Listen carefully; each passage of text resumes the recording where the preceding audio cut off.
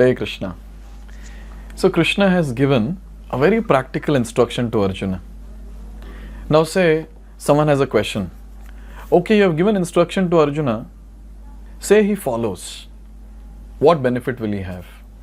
And say if someone does not follow Krishna's instruction, what will happen? And Krishna very nicely, he's telling this in Śloka number 58. Let's see that now. Macchittah sarva durgani matprasadat tarishyasi atha chetvam ahankaran na shroshyasi vinangshasi. So here Krishna is saying, Macchittah, if you become conscious of me, Sarva Durgani mat prasadat tarishyasi. Sarva Durgani tarishyasi. You will pass over all the obstacles. Sarva Durgani. How? Mat prasadat. By my grace, by my mercy. Atha, however, if che tvam ahankaran na shroshyasi vinangshasi. So here Krishna is saying that if you do not work in such consciousness, but ahankaran, but act through false ego, not hearing me, what will happen? You will be lost. Vinangshasi. So here Krishna is saying that if someone follows my instruction, that person will be able to cross all the obstacles in his life. But say if someone does not, that person will be lost. A very, very nice shloka. A very important shloka for all the sadhakas like us, which gives us more impetus to follow instructions of the Lord.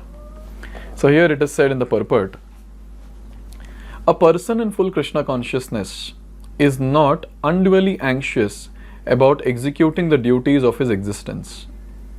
The foolish cannot understand this great freedom from all anxiety. So here Krishna is saying that a person in full Krishna consciousness is not unduly anxious. So a person who is Krishna conscious, he will not think so much about how to take care of myself, how to take care of the family, because he is completely dependent on the Lord. Very much dependent on the Lord. And anyone who is dependent on the Lord, Lord takes care.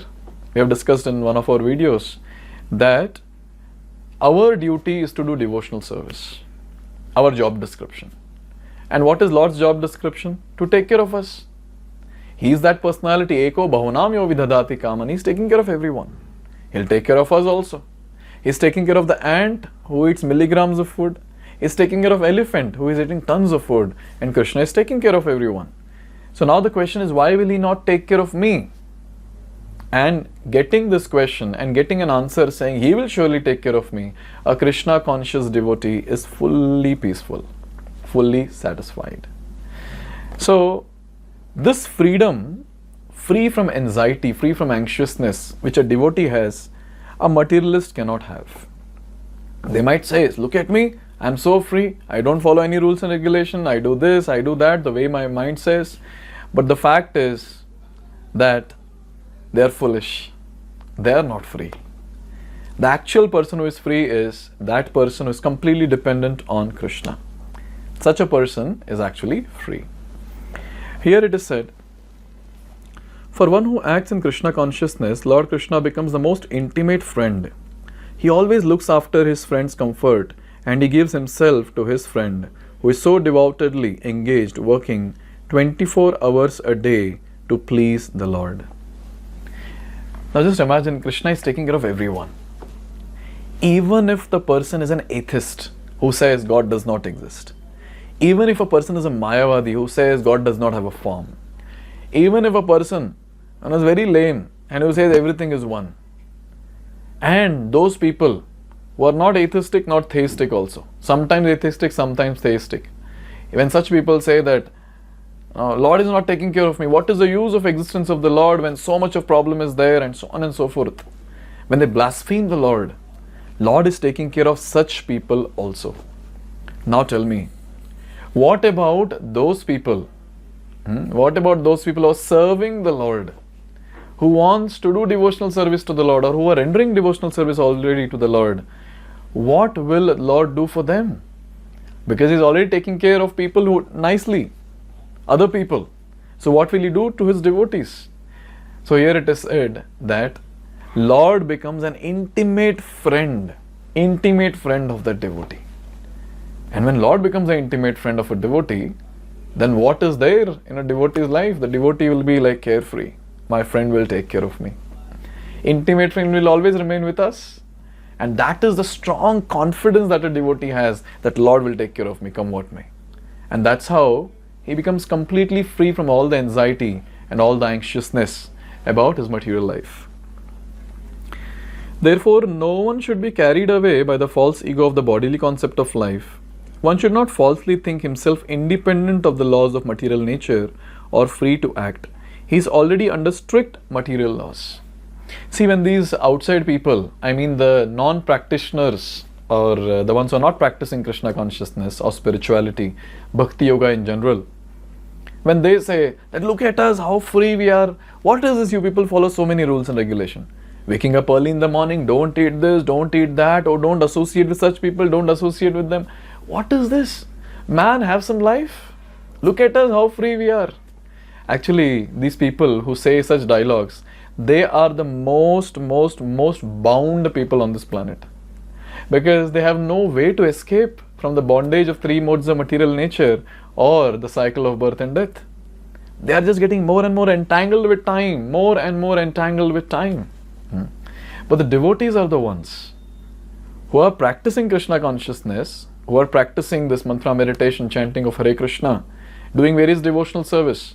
And with every single activity, they're getting one step closer to Krishna, one step closer to Krishna, one step closer to Krishna. And with every step, what is happening? They're actually getting liberated. And a person who is liberated is actually free. So in this way, we understand that one should be free from bodily concept of life by practicing devotional service. So here it is said that, but as soon as he acts in Krishna consciousness, he is liberated, free from the material perplexities. So anyone for that matter, doesn't matter who the person is, what the qualification of the person is, how sinful the person is, it doesn't matter. What matters is, has he taken up to Krishna consciousness? Is he following the instructions of Krishna given in Bhagavad Gita or not? If he starts following, he's free from all the perplexities, all the anxieties and all the anxiousness. Finally, here it is said, one should note very carefully that one who is not active in Krishna consciousness is losing himself in the material whirlpool, in the ocean of birth and death. No conditioned soul actually knows what is to be done and what is not to be done, but a person who acts in Krishna consciousness is free to act because everything is prompted by Krishna from within and confirmed by spiritual master. Now what happens when someone does not follow Bhagavad Gita? He is just drowning himself. With time, he is just going deeper and deeper and deeper in this material whirlpool. He's stuck basically, badly stuck. He's stuck in the cycle of Janma, Mrityu, Jara, Vyadhi. That is birth, death, old age and disease. He's just stuck. And he does not know how to come out of it. He does not know. But the ones who are following the instruction of Krishna in Bhagavad Gita, with every instruction, with the practice of devotional service, they are getting closer and closer and closer to that state, which is called as the state of liberation, or the one who has broken the cycle of birth and death. So that person becomes more and more closer to that state. So it's very important to note that just by following the instructions of Gita, one will come to this position. And finally, what do we want? We want to break cycle of birth and death. Oh, that is just a byproduct, a mere byproduct of devotional service. We want Krishna Prem. We want to attain Krishna. We want to serve Krishna selflessly. So a person who comes to that platform, liberation is just byproduct. It is described by Bilva Mangal Thakur. Mukti Devi stands at his door, folding her palms, and she is begging, please accept me, please accept me. So what we are supposed to focus on is, how can I please Krishna more and more and more? And here Krishna is saying, the ones who follow my instructions, by my grace, I will make sure that that person crosses all the obstacles in his life. And for us, the obstacles is what? Obstacles are those which are not allowing us to attain Krishna Prem.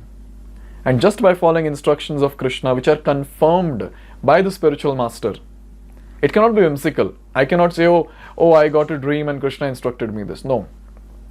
It should be confirmed by the spiritual master, basically confirmed by Guru, Sadhu and Shastra. Then we can accept, oh, okay, this is an instruction given to me.